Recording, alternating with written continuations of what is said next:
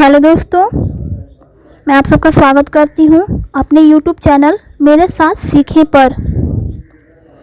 दोस्तों, कल मैंने आपको मुंडा शासन व्यवस्था के बारे में बताया था और आज मैं आपको मुंडा जनजाति से संबंधित महत्वपूर्ण तथ्य बताने जा रही हूँ। ये मुंडा जनजाति जो है ये झारखंड की तीसरी सर्वाधिक जनसंख्या वाली जनजाति है और इस जनजाति को कोल भी कहा जाता है।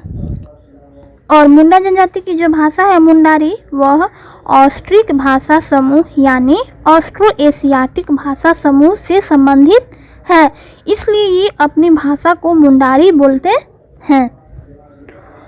और ये अपनी भाषा को होड़ो जगर भी कहते हैं। ये इनकी भाषा तो मुंडारी है ही, साथ में ये अपनी भाषा को होड़ो जगर भी कहते हैं और ये स्वयं को होड़ो को कहलाना पसंद करते हैं। अपनी जाति को ये होड़ो भी बोलते हैं, जिसका मतलब है मनुष्य जाति। ठीक है, यहाँ तक क्लियर है कि ये अपनी जाति को होड़ो बोलते हैं और जिसका मतलब है मनुष्य जाति। प्रजातीय दृष्टिकोण से मुंडा जनजाति प्रोटो ऑस्ट्रेलाइड प्रजाति समूह से संबंधित है। प्रजातीय दृष्टिकोण से मुंडा जनजाति किससे संबंधित है? तो प्रोटो ऑस्ट्रेलाइड प्रजाति समूह से संबंधित है।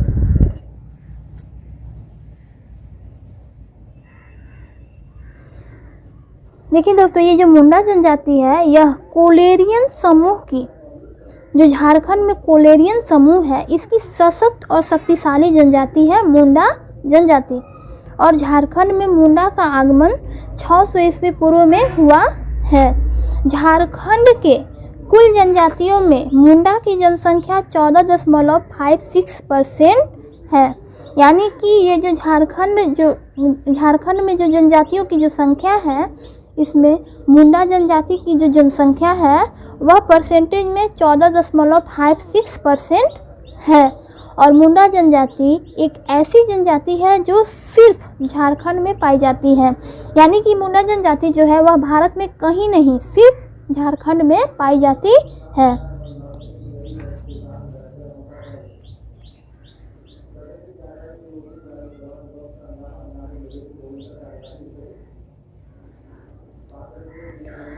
अब आगे देखिए दोस्तों, मुंडा समाज जो है, देखिए अब कोई भी जनजाति है उनका तो अपना समाज होगा ही, तो मुंडा का भी अपना समाज होता था। तो मुंडा जो समाज है वह 2 भागों में विभक्त है।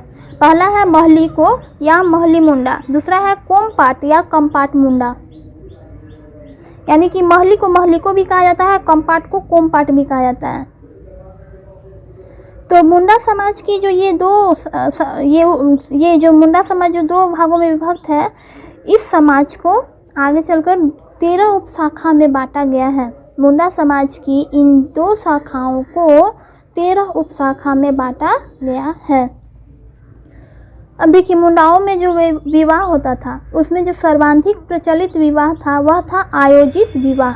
मुंडाओं में विवाह का जो सर्वाधिक प्रचलित रूप था वह आयोजित विवाह था।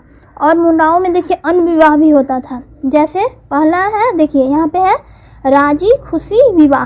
तो नाम से ही पता चल रहा है राजी खुशी यानी राजी होना। तो देखिए, वर वधू की इच्छा से जो होता था शादी, उसे राजी खुशी विवाह कहा जाता था। यानी इसमें लड़का और लड़की दोनों राजी होते थे शादी के लिए और वो खुश होते थे उस शादी से, तो उस विवाह को राजी खुशी विवाह कहा जाता था।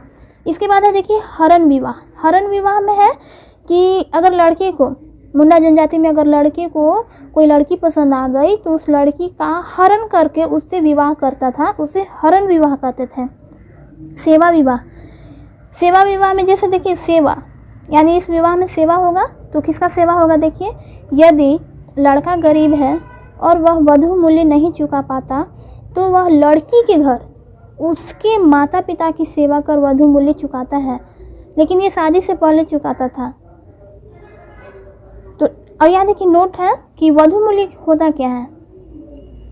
तो वधू मूल्य,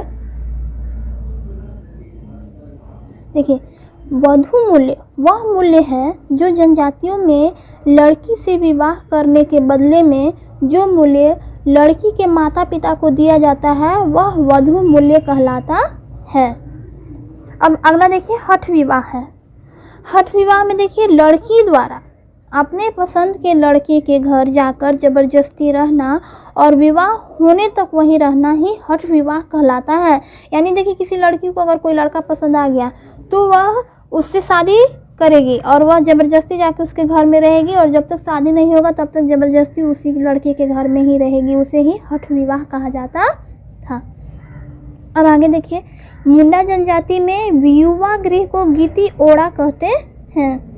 जो मुंडा जनजाति में जो युवा गृह होता है, और युवा गृह क्या होता है? युवा गृह वो होता है जहाँ युवाओं को शिक्षण प्रशिक्षण या अन्य, जैसे लड़के हो गए तो उन्हें तीर धनुष चलाना, पढ़ना लिखना सिखाना, ये सब, और लड़कियां अगर हुई तो लड़कियों को सिलाई बिनाई खाना बनाना शिक्षा दिया जाता था। तो इसे युवा गृह, यही युवा गृह होता था। तो युवा गृह को गीति ओड़ा कहते हैं। फिर है अगला, मुंडा जनजाति में वधु मूल्य को गोनोंग टका या कुरी गोनोंग कहते हैं। और देखिए, मुंडा समाज जो है प्रतिशतात्मक था, यानी मुंडा समाज में जो है पिता का महत्व होता था। अब देखिए, आप सब तो गोत्र जानते ही होंगे, तो मुंडा समाज में भी गोत्र होता था। तो मुंडा जनजाति में गोत्र के आधार पर परिवार का गठन होता है और गोत्र को किली भी कहा जाता है। और एक अंग्रेज अधिकारी है रिजले, तो रिजले ने मुंडा समाज के 340 गोत्रों के बारे में बताया था। ठीक है, तो रिजले के द्वारा मुंडा समाज के 340 गोत्रों के बारे में बताया गया है। और इस जनजाति में वंश कुल की परंपरा को खूंट कहा जाता है। मुंडा जनजाति में तलाक को साकमचारी कहा जाता है। मुंडा जनजाति में तलाक भी होता था जिसे साकमचारी कहा जाता है। सबसे लास्ट में देखिए अब क्या है कि मुंडाओं के जो सर्व प्रमुख देवता होते थे वे सिंह बोंगा होते थे, जो सूर्य का प्रतिरूप थे। और सिंह बोंगा पर देखिए, जो भी चढ़ेगा वो सफ़ेद रंग का होगा। अगर फूल चढ़ेगा तो सफ़ेद फूल, अगर उनका भोग होगा तो वो भी सफ़ेद होगा, और सफ़ेद मुर्गे की बलि भी दी जाती थी। तो ये जो मुंडाओं के जो सर्व प्रमुख देवता हैं वो सिंह बोंगा हैं, और ये जो हैं सिंह बोंगा वो सूर्य का प्रतीक होते थे, और इन पर जो भी चढ़ाया जाएगा वो सफ़ेद रंग का ही होगा। तो थैंक्स फॉर वॉचिंग।